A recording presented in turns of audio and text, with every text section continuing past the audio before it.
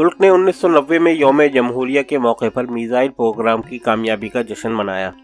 مجھے ڈاکٹر اروناچلم کے ساتھ پدم بھوشن سے نوازا گیا۔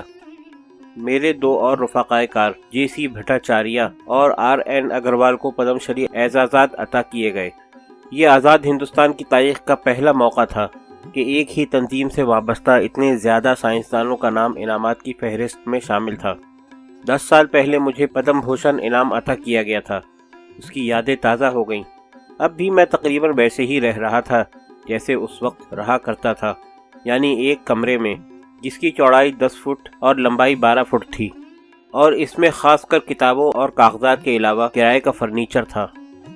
اس وقت صرف یہ فرق تھا کہ میرا کمرہ تریویندرم میں تھا اور اب یہ حیدرآباد میں تھا۔ میس کا بیرا میرے لیے اڈلی اور مٹھے کا ناشتہ لے کر آیا اور مسکرا کر مجھے انعام کی خاموش مبارکباد پیش کی۔ میں اپنے ہم وطنوں کے اس اعتراف سے بہت متاثر ہوا۔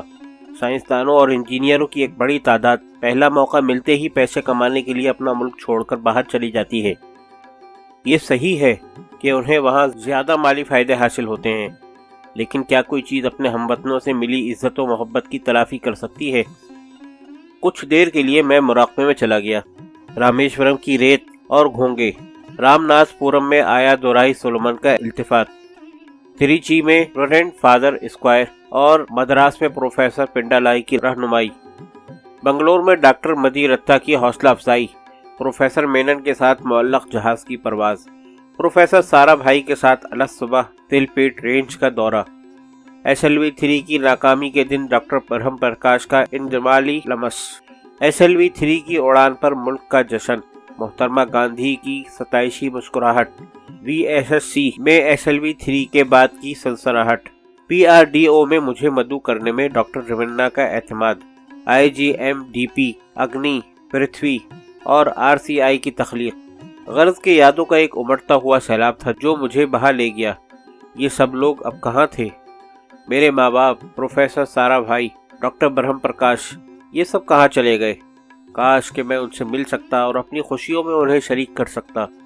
میں نے محسوس کیا کہ عرش کی آبائی عظمت اور فطرت کی مادری اور کائناتی عظمت مجھ سے اس طرح ہم آغوش ہوئی جیسے ماں باپ عرصے سے کھوئے ہوئے اپنے بچے کو سینے سے لگا لیتے ہیں۔ میں نے اپنی ڈائری میں تیزی سے لکھ ڈالا، روح کو میری تڑپا دیا ان حسین خیالوں نے، رات دن صبح و شام کام ہی کی یورش تھی، رامیشورم کے ساحل کی یاد پر میرے ساتھ تھی، چھوڑا نہ مجھ کو تنہا میرے حسین خوابوں نے۔ 14 دن بعد ناگ کی پہلی پرواز کے ساتھ ٹیم نے میزائل پروگرام کے انعامات کا جشن منایا۔ انہوں نے دوسرے دن ہی اس کارنامے کو پھر دہرایا تاکہ پوری طرح مرکب پہلے ہندوستانی تیرانی ڈھانچے اور دھکا نظام کی آزمائش ایک مرتبہ اور ہو جائے۔ ان آزمائشوں نے دیسی حراری بیٹریوں کی قدر و قیمت کو بھی ثابت کر دیا۔ ہندوستان کو داغوں اور بھول جاؤ کی صلاحیت پیدا کرنے کے ساتھ ہی ٹینک شکن میزائلی نظام کی تیسری نسل کو حاصل کرنے کا مرتبہ مل گیا تھا، جس کا موازنہ دنیا میں عصری معیار کے مطابق اعلیٰ ترین ٹیکنالوجی سے کیا جا سکتا تھا۔ دیسی ٹیکنالوجی کو ایک بڑا سنگ میل مل گیا تھا۔ ناگ کی کامیابی نے بھی مشترکہ طریقہ کار کی اثر انگیزی کی توثیق کر دی تھی، جو انجام کار راگنی کے کامیاب فروغ کی جانب رہنمائی کا سبب بنی۔ اگنی میں 2 طرح کی کلیدی ٹیکنالوجیات کا استعمال ہوا ہے، ایک امیجنگ انفرا ریڈ IIR نظام اور اس کی رہنما آنکھ کی حیثیت سے ملی میٹرک ویو MMVV کو تلاش کرنے والا راڈار۔ ملک میں کوئی بھی ایسی تجربہ گاہ نہیں ہے جس کے تصرف میں بہت زیادہ ترقی یافتہ نظاموں کو فروغ دینے کی صلاحیت ہو، لیکن اس میں کامیابی حاصل کرنے کی خواہش ضرور موجود تھی، جس کا نتیجہ ایک بہت ہی مؤثر مشترکہ کوشش کی صورت میں ظاہر ہوا۔ سیمی کنڈکٹر کمپلیکس چندی گڑھ نے چارج کپلڈ ڈیوائسز کی ترغیب کو فروغ دیا۔ سالڈ فزکس لیبارٹری دہلی نے مرکری کیڈمیم ٹیلورائڈ کا سراغ لگانے والے آلات کے مماثل آلات تیار کیے۔ ڈیفنس سائنس سینٹر دہلی نے دیسی نظام برودت کو جولز تھامسن کے نتیجے کی بنیاد پر ایک اجتماعی شکل دی۔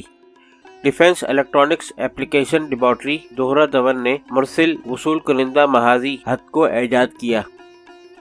ہندوستان پر یہ پابندی عائد کر دی گئی تھی کہ وہ مخصوص گیلیم آرسینائڈ گن اسکاٹ کی مزاحم آمیزہ کار 2 برقیوں اور اینٹینا نظام کے لیے بستہ تقابل گر کی کوئی بھی اعلیٰ ٹیکنالوجی نہیں خرید سکتا تھا، مگر بین الاقوامی پابندیوں سے ایجاد و اختراع کو نہیں دبایا جا سکتا۔ مدورائی کامراج یونیورسٹی کے جلسہ تقسیم اسناد میں اسی ماہ میں خطبہ دینے گیا۔ جب میں مدورائی پہنچا تو میں نے ہائی اسکول کے اپنے استاد آیا دورائی سولومن کے بارے میں معلوم کیا، جو اس وقت تک رورینٹ تھے اور ان کی عمر 80 سال تھی۔ مجھے بتایا گیا تھا کہ وہ مدورائی کے مضافات میں رہتے ہیں۔ میں نے ٹیکسی لی اور ان کے گھر کا پتہ لگانے کے لیے نکل پڑا۔ رورینٹ سولومن کو اس بات کا علم تھا کہ میں اس دن جلسہ تقسیم اسناد میں خطبہ دینے والا تھا، مگر وہ وہاں نہیں جا سکتے تھے۔ تاہم کسی نہ کسی صورت وہ وہاں پہنچ ہی گئے۔ استاد اور شاگرد کی ایک مدت کے بعد ملاقات کا یہ منظر بہت دل گداز تھا۔